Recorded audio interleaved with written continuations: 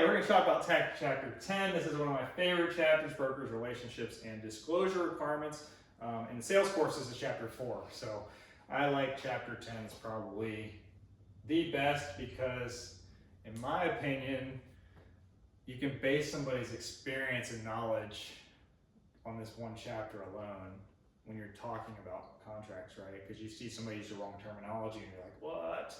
So in the real estate world, we have different relationships and we have this law. We have this law of agency, right? What is an agent?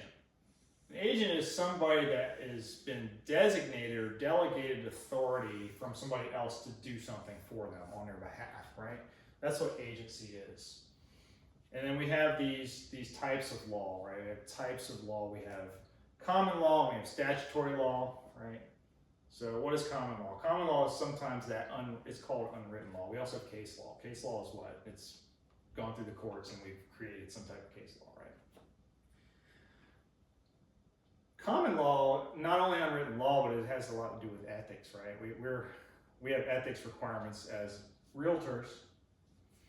And even though it's not law, there's some things that we shouldn't be doing. So just because there's not law, there is morally right and wrong. Right? Statutory law is something that's gone through the legislature. It's our rules that govern us as real estate agents from FREC. All of these things are things that we have to abide by.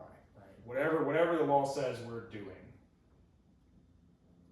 You should never be scared of the law because as long as you're operating the way you should,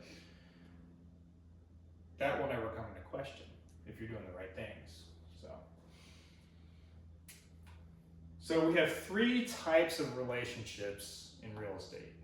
What are those relationships? Single agency, right? Single agency for the buyer or for the seller, not both. We're going to give you one exception on that. It's called designated sales associate, right?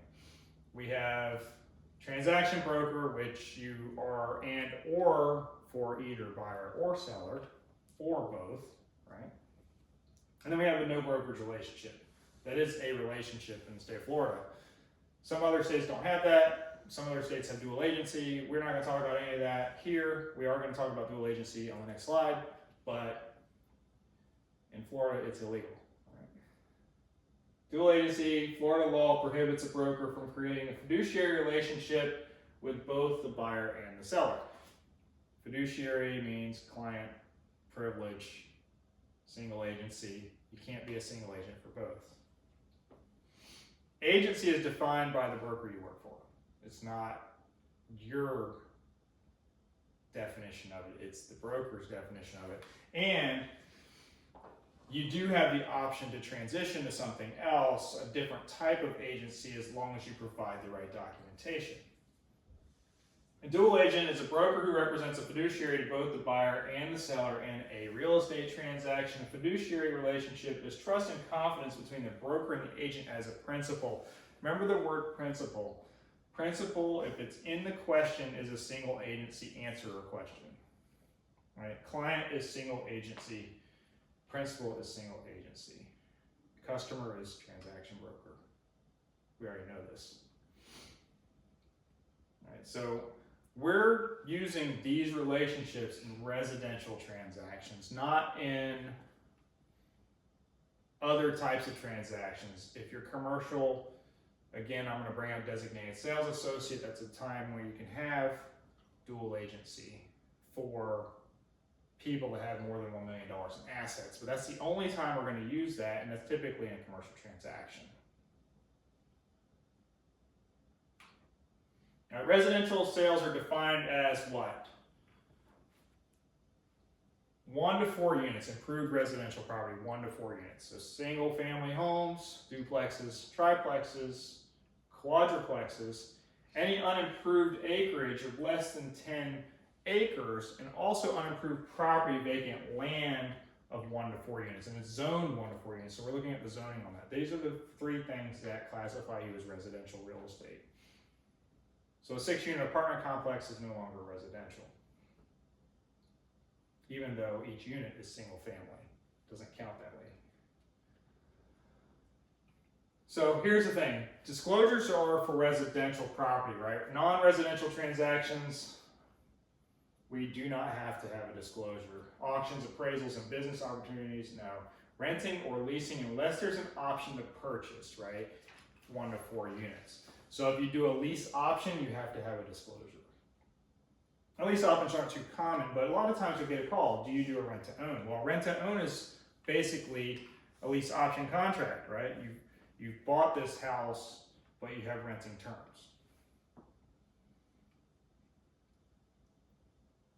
When do we have to provide a disclosure? That's a question for you. When it switches. When it switches, or at the time of contract showing property, right? Before showing property, right? If you're doing non-representation, there's no brokerage relationship, and we have to disclose that in writing before showing the property. So if I'm showing a FSBO for sale by owner, I need to tell the owner that I'm not representing them. I'm representing the buyer. Will you pay me to represent the buyer? Now, if they want me to be a transaction broker, I can do that too. At that time, I would probably, even though it's not required, I'd probably give them a transaction broker notice. Single agency disclosure before or at the time of entering a contract or listing agreement or agreement of representation before showing property, whichever happens first. Now, we're talking about meaningful relationship, right? A phone call doesn't constitute a meaningful relationship, but showing the property does, right? So we have to figure out, if you're doing an open house, I don't have to say, hey, I'm a single agent, right? Because somebody just came in on their own. If you start working with that agent, then you have to explain to them if you're a single agent. If you're a transaction broker, you don't have to do anything.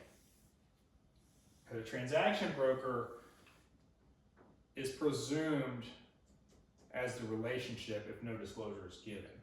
So there's no timing for that. So that's the reason 90% of brokers or transaction brokers is less paperwork in the event of doing what we call a birthday sale, right? Both sides of the deal, or just picking up a customer randomly. We don't have to sit there and talk about these agency relationships with them. Now, if somebody says, I want you to be my fiduciary, then we have to have a different discussion. The transaction broker knows under Florida law, it is presumed that licensees are operating as a transaction broker unless a single agency or a no brokerage relationship is established. Licensees are not required to give transaction broker notices, right? Now, this law changed in 2008, and it was presumed at that time that we can now be transaction brokers without disclosure. Prior to that, we did give a transaction brokerage relationship notice. Remember, sometimes the book is behind the times, right? Sometimes the book says something that the law changed recently. That's why we do continuing education. So record keeping requirements, right? Broker has to retain broker's relationship disclosures for how long? 7? 5 years. 5. Right? 5 years, unless there is a legal suit that's filed, right? It could be up to 7 years, Okay, depending on that. Up to 2 years after this is filed. It's a statute of limitations in real estate. That 5 years never changes, with that exception of under a lawsuit, right? Residential transactions that result in a written contract for all disclosures, right? All non-residential transactions that use designated sales associates. Remember I said designated sales associates? I use commercial as the answer, right? Commercial. Designated sales associate is a legal form of dual agency. Includes properties that did not close. That's where people fail in this business, is they send an offer in, the offer doesn't go through. That is still a transaction, we still have a disclosure. So think about it. If you write 20 offers in a market like we used to have 6 months ago, you have to have 20 notices if you're a single agent, right? That's 20 extra pieces of paperwork that you have to explain, get your customers to sign off on, or in that case, a client, because they're single agents, right? Why wouldn't we just be a transaction broker and avoid all the unnecessary paperwork? Well, there's reasons to be a single agent and reasons not to be a single agent. And we'll talk about that a little bit, based on duties that are required. So here's your exceptions to the disclosure requirements, because there's always exceptions so that we can test you and confuse you. right? Licensee knows that a single agent or transaction broker represents the buyer or seller.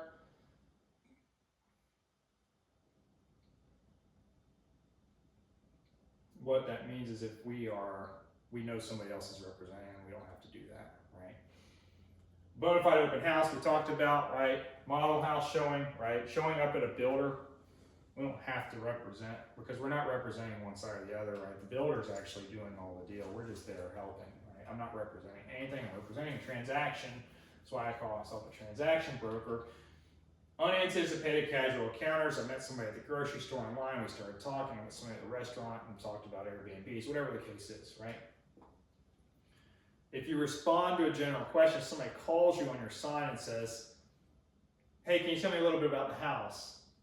I don't have to tell you that I'm a single agent if you're just asking how much the price in the bedrooms or bathroom is, right? Communications and concerns of service offered. What will you do for me? I don't have to give you that relationship, right? Now, when you go to the listing presentation, a lot of times that's incorporated in there, but it's not required until you're actually going to contract or actually doing something meaningful, right? Because maybe a listing, you might have 6 agents being interviewed for that same listing, right? If you're selling new constructions built by the owner, the assumption's that they're not represented, right? But so we don't need to talk about that unless we actually go to contract. So these are exceptions to disclosure requirements. What I'm going to say is always err on the side of caution. Disclose if you feel like you don't know when to disclose, always just disclose. You don't have to worry about it. So what's the deal with the no brokerage relationship? Seller or buyer can choose to be represented. We don't have to represent them. They can choose to be represented. Broker facilitates the sales and purchase, and the law does not require a buyer and seller to be represented. We don't have to have legal counsel. Some states you're required to have an attorney if you do have if you do have representation. Florida's a little excellent. We don't have to do any of that. So seller can sell their house on their own. We don't need representation. Buyer can buy their house on their own. So what are the duties of the relationships? This is important, and there's acronyms for this, right? So first of all, no brokerage relationship and all brokerage relationships require these 3 things, right? Accounting for all funds, disclosing all material facts that can affect the value of the property, and to deal honestly and fairly with the public. Right? Those are the 3 things that are required by all 3 relationship types. The acronym is ADD, right? ADD, account for all funds, disclose all material facts, and deal honestly and fairly. And it's written in every disclosure that we have. So we have this thing, single agency, and single agency is paired. It's a paired term in the real estate exam. You will always see single agency paired with principal. So if you see either one of those things, you understand that it's a single agency question.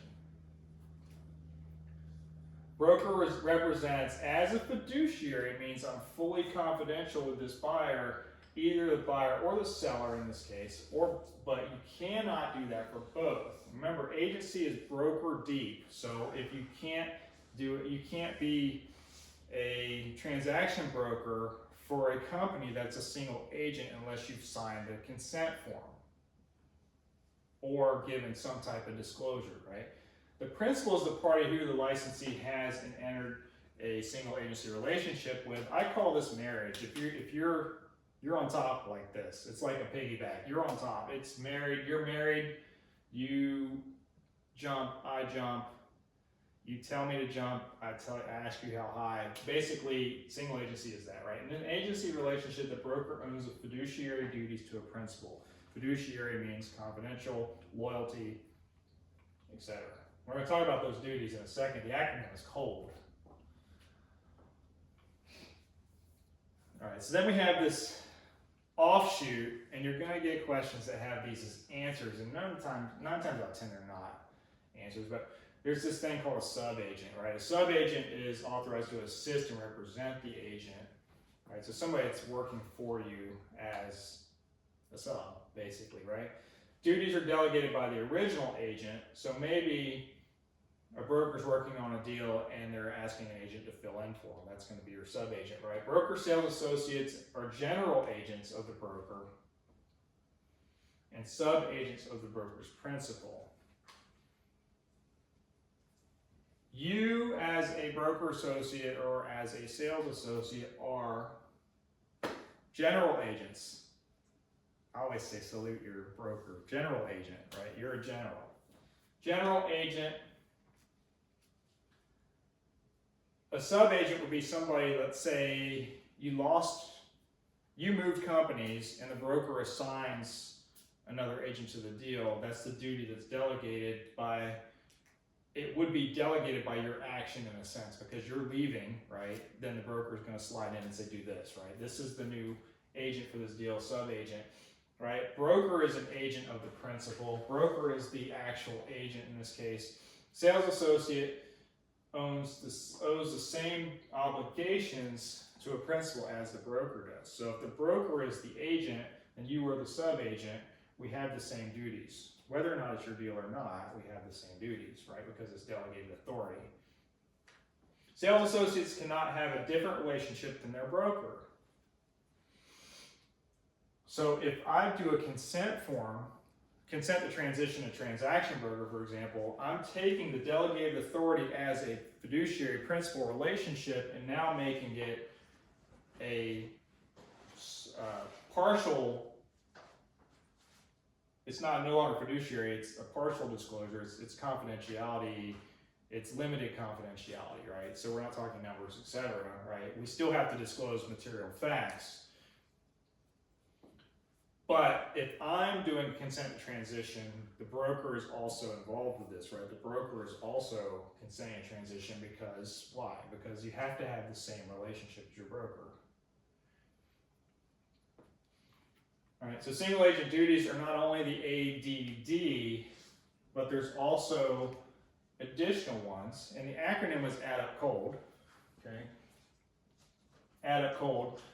The up is going to be for not only single agency, but for transaction brokers. So it's really, I like to say cold is the outlier, and they have FD, but it's COLD, confidentiality, loyalty, obedience, and disclosure in full. We switch it to disclosure in full because cold's easier to remember than cold. Yeah. Right? So add up cold, old. Use skill, care, and diligence, and present all Present all offers timely, right? Present all offers, counter offers timely. Timely is defined by the terms of the contract, right? If the FAR bar contract says midnight is the cutoff, then midnight is timely, right? If the NEFAR contract says 5 p.m., I don't remember what it is now. Is it 7 again? I think it's 9 again. It's 9 again. And It which switches is 5 o'clock, 7. 7 o'clock, Yeah. 9 o'clock. Yeah. It doesn't matter. Present all offers means in that time period, or as defined by the contract. I usually put 7 p.m. because usually I want to give people time to get home and at least look at it before it's too late. All right. End of business is always a good indicator, especially if you're dealing with title companies or other companies that go home and work bankers' hours. Know the single agency duties, COLD. Confidentiality, obedience, loyalty, and disclosure in full. Let's talk about this disclosure in full for a second, because disclosure in full means I have to disclose anything you tell me, right? So if you list a house at $400,000 and you're the seller and I'm a single agent for you, and you tell me, well, I'll take $375 for it, I can then run to the buyer and say, hey, listen, I know they listed it at $400, but I will sell it for $375, and I can bind the seller to that if I say that, because there's a confidentiality piece you can tell people. So what the problem with that is the seller may try to sue you later if you cost them $25,000, right? But the single agency relationship tells me that I can tell whatever the seller tells, right? So that's where a lot of companies don't do that, because you don't want to get involved with that, right? Likewise, if I work for the buyer, and the buyer says, well, let's offer $280,000, but I'll pay $320,000, right? I can just run to the seller and say, hey, what I always like to say is, here's our initial offer. Let's just understand that this is a starting place and it could be negotiable. Negotiable could be $1, it could be $10,000. We don't know, right? So as a transaction broker, we're going to do that, right? So transaction broker relations, party gives up, sorry, we're flipping through these quickly. Parties give up the rights to undivided loyalty, right? Now, as a transaction broker, I'm going to work for both sides of the deal. Parties give up the rights to undivided loyalty. I'm not going to keep my mouth shut if I know that there's a chance that we could make it work over something that's maybe $500, right? I want to say, hey, you know what? If we do this, maybe we can get this done, right? I'm not going to tell you the exact number, but I'm going to give you some type of guidance on how to get through this. I think there's a large advantage to that because you can make deals happen, right? Limited representation allows licensee to assist both the buyer and the seller. Licensee cannot represent one party to the detriment of the other. So this is where I say we're not, that was loud. We're not discussing numbers basically with people, right? We're not trying to hurt somebody by telling somebody something else, right? In the motivated seller industry, oh, they're getting divorced in 2 weeks. We need to sell this house quickly. That's a detriment of one party, right? Because now they're, oh, well, they're motivated. They're going to sell it quick, right? Using the term motivated seller is you can get yourself in trouble with it, right? But if somebody tells you, hey, put it in there, then you can put it in there. It's just not good. I don't know what's going on with this message. Just mute it. Yeah, just mute this right here. Oh, I'll get to Yeah. it. So, not required to give license. Let me mute this real quick. Just press the mute button on your. I don't know where it is. See where it tells it to go off. Okay. So, I'm not required to give customers a written transaction broker notice, but we still have the duties of transaction broker. If we don't give a no brokerage relationship, and we don't give a single agency relationship, then we have these duties as a transaction broker. Because that's the presumed relationship in the state of Florida after 2008. What is limited representation? Limited representation is we're representing a customer, not a fiduciary, not a principal, not a client. The term client is single agency. So many real estate professionals use this incorrectly. Client is not the same as a customer. We have customers in the real estate business, not clients, unless you are a single agent. Transaction broker provides limited representation to a customer, buyer, seller, or both. We're not dual agent. We are transaction brokers. We do not represent the buyer or seller as a fiduciary or a single agent. If we do, then we are now a single agency, and we have we have clients, we have principals, and we are fiduciaries if we're single agents, but not under limited representation. I'm going to say that 100 times, and people will still get it wrong, so I want to make sure that you understand it. Customer is not responsible for the acts of the licensee, whereas if you're a single agent, the customer is responsible for your acts, and you're responsible for the customer's acts. So you have to be careful because you can get yourself in legal trouble as a single agent because the customer may do something that's illegal that ties you to the same responsibility. Transaction broker duties is add up, and they use this acronym AP because there's nothing else you can do. I'm going to tell you that this app thing, the P is never something that's tested. The final P is never something that's tested. So we're accounting for funds, we're dealing honestly and thoroughly, and we're disclosing all known facts. Those are the 3 duties for all 3 brokerage relationship types, right? When you go to single agent or transaction broker, we're now adding use skill, care, and diligence, and presenting all offers timely, right? Those are the 2 new ones. So add up is for both transaction broker and for single agency. Then we have transaction broker duties only, exercise limited confidentiality, so it's different than the full disclosure, right? Exercise limited confidentiality, and perform any additional duties that are mutually agreed to. Performing additional duties should be it's an outlier, right? If somebody asks you, hey, will you hire a lawn service for me while I'm selling this vacant property, that's an additional duty that might be agreed upon, right? And that's where this is coming into effect. But the state doesn't test on that particular item. So just know it's ad hoc. No, really, the FOP doesn't really matter, right? The way it's tested in this course, it is, but in the state exam, it doesn't ever test that piece.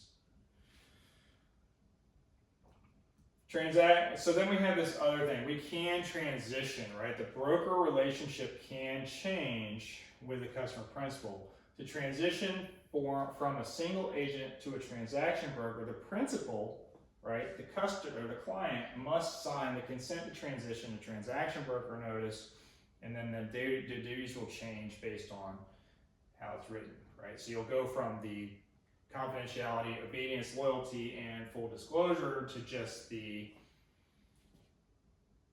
one thing that we just talked about, exercise limited confidentiality, right? So here's an example, right? Sales associate Yvette and Zach work for Extra Fine Realty. Yvette just listed the house 3456 Main Street as a single agent for the seller. Zach is a single agent for the buyer, Black. If buyer, Black, wants to view the house at 3456 Main Street, how can this legally happen? Remember, dual agency is for every agent that works for that same company. So if you work for a single agent broker and I work for a single agent broker, and we work for the same broker, we can't represent both sides of the transaction. So how do I deal with this issue? There's two things you can do, right?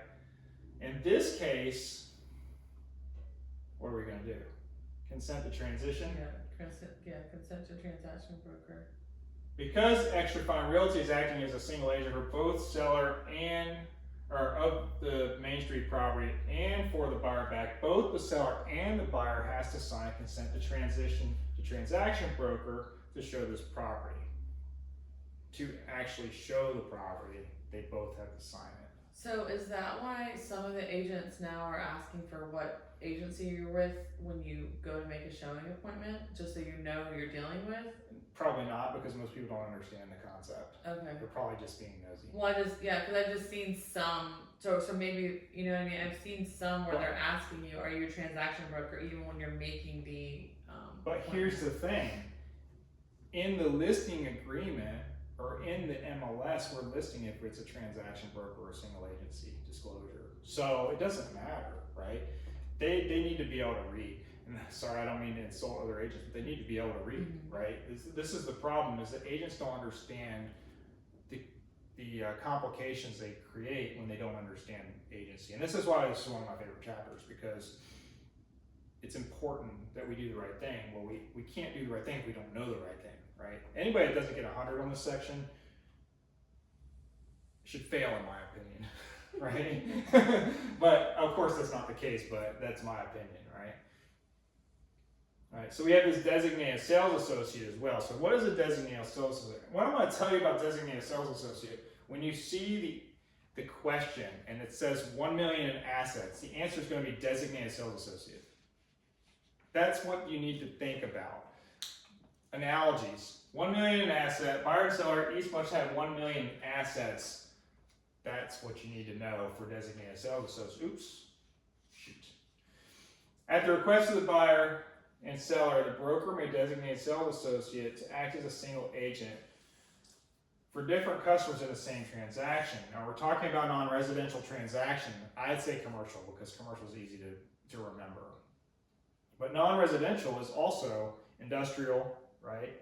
Agricultural, right? And business brokerage, right? Buyer and seller must each have assets documented. It doesn't say document here, but they have to document assets of at least $1 million. Sales associates must give their respective principal single agency notices and the designated sales associate notice. We have to do 2 disclosures here so they understand. we're single agents, and this is a legal form of dual agency, okay? The broker is gonna act as a middleman. In this case, the broker is going to be Switzerland. They're gonna be neutral to both parties. They're gonna be the, quote, special agent, transaction broker, if you will. Does that make sense? You good there? Mm-hmm. Just remember $1 million in designated sales associate and you'll get the answer right. So we talked about the relationships and we talked about how to get to those relationships, but what did we not talk about? We didn't talk about terminating a brokerage relationship. How do we terminate a brokerage relationship? Yes, you can fire your customers. Yes, you can fire your principals. Should you fire your customers and principals? Maybe, right? It depends on the situation. There is some situations where you should, because it has to do with reputation and it has to do with worrying about your bottom line and making sure that the right thing's done, right? Sometimes that means releasing somebody from your grasp. Right, so if you fulfill your brokerage responsibility and the transaction closes, that is terminating the brokerage relationship. You're now finished, right? If there's a mutual agreement to terminate, we decide, okay, the listing's going to expire. In a week, we're going to just decide not to relist this. We're going to mutually decide we don't want to do this anymore. We're going to terminate this agreement, right? Expiration, actually after the expiration date, this is no longer in effect, right? Maybe you have a buyer brokerage agreement for the next year, and after that year is gone, we no longer have a relationship. We can renounce it if I just don't like somebody or they're not willing to budge on their price, for example, and it's a listing and it's $300,000 overpriced. Then first of all, I shouldn't have taken the listing, but I can always give up that listing at any given time, right? I can renounce that by giving notice. Principal revokes relationship by giving notice. Again, that's the same thing, right? The client now decides they don't want to sell a house, right? So they give us a relationship, a notice to revoke the relationship. If the broker dies, then the relationships are now terminated. Now, here's the thing. If the broker dies, we talked about vacancy in office before, we can still fulfill that and get it back, right? Destruction of property. So if the house burns down, right? Or if the government takes it through eminent domain, the property, there's no longer a relationship. And if the principal or customer goes bankrupt, we now have to go through the courts, so that relationship's terminated, right? So those are the ways to terminate a relationship. And that's pretty much it. Do you have any questions about like how? What form do they have? Does it have to be written? Can it be text message? Can they call me? This? Yes. We can just, any communication's fine. Okay, so it doesn't necessarily have to be written. No. Okay. In my opinion, I think you should write something, either an email or something, so you have record of it. For the file. Okay. That's me personally, but you can just call them up and say, hey, we're not going to do this anymore, you know, and I'm okay with that. There's no legal ramification if you don't. You know, if you say you're going to market somebody's property for 6 months, you can terminate that. I would terminate it through an email, or I would do an email because text messages really aren't admissible Anymore, so, yeah, they've changed that. Yeah. So that's what I would do. Anyway, that's brokerage relationships in a nutshell.